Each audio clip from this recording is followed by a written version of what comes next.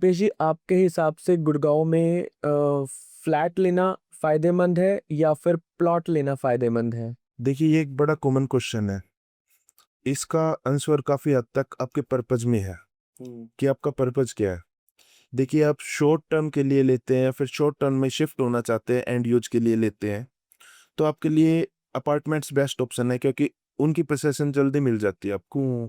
सबसे पहला रीजन। दूसरी चीज है, अपार्टमेंट्स में जो एमिनिटीज मिलती है वो शायद प्लॉटिंग प्रोजेक्ट में नहीं मिल सकती आपको। इसमें आपको क्लब हाउस मिलता है, स्विमिंग पूल मिलते हैं, सिक्योरिटी मिलती है 24/7, और इंडोर गेम्स मिलते हैं आपको इसमें।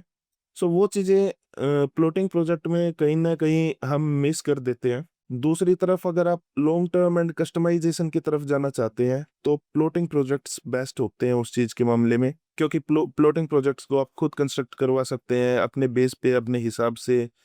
उसमें आपको स्पेस थोड़ा ज्यादा मिल जाता है। स्पेस नो डाउट अपार्टमेंट्स में भी ज्यादा मिल जाता है, लेकिन आप अपार्टमेंट्स में एक फ्लोर पे ही रह सकते हैं, उसमें आप फ्लोर्स कंस्ट्रक्ट कर सकते हैं।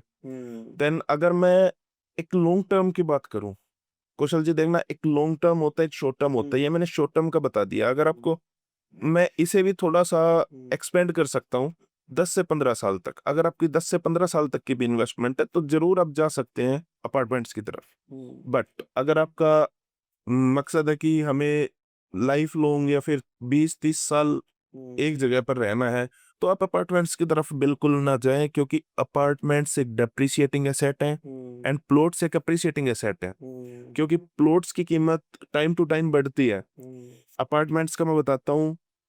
इन केस अपार्टमेंट में आपको 20 साल हो चुके हैं, आपने अपार्टमेंट लिया था 1 CR का, आज उसकी वैल्यू आपकी 5 CR 5 CR हो चुकी है।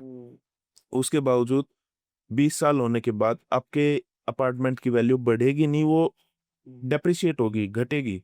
रीजन बिहाइंड दिस कि उस टाइम पे कोई ना कोई न्यू प्रोजेक्ट आ रहा होगा।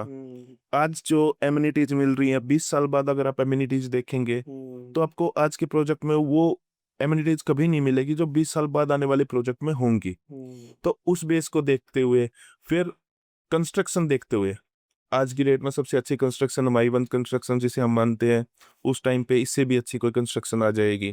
उस चीज को देखें, या फिर हम देखें बायर्स का सेंटिमेंट। बायर्स सोचता है कि हम पुरानी जगह पर ना जाएं, पुरानी कंस्ट्रक्शन है और एक न्यू कंस्ट्रक्शन है, प्राइसेज ऑलमोस्ट सेम होंगे या फिर थोड़ा सा डिफरेंस हो सकता है, उनके प्राइसेज हाई हो, लेकिन फिर भी बायर आपके प्रोजेक्ट में ना आकर न्यू प्रोजेक्ट में इन्वेस्ट करेगा। सो ये एक बहुत बड़ा रिस्की पॉइंट है अपार्टमेंट्स में, अगर लॉन्ग टर्म आप जाते हैं तो। देन अगर बात करें प्लॉट्स की शर्त है, उसकी तो कीमत बढ़ती ही रहती है।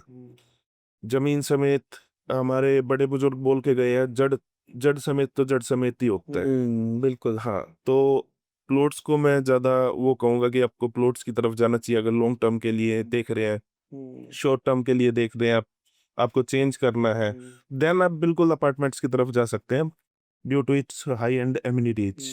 ड्रेनेज की प्रॉब्लम के लिए आप क्या कहेंगे? क्योंकि गुड़गांव में जब भी बारिश होती है पानी इतना भर जाता है कि गाड़ियां भी डूब जाती हैं। तो इसके ऊपर आपका क्या कहना है? और मकान या फ्लैट्स आज भी वहां पर करोड़ों के हैं, जबकि इतना पानी भरने के बावजूद ऐसा क्यों?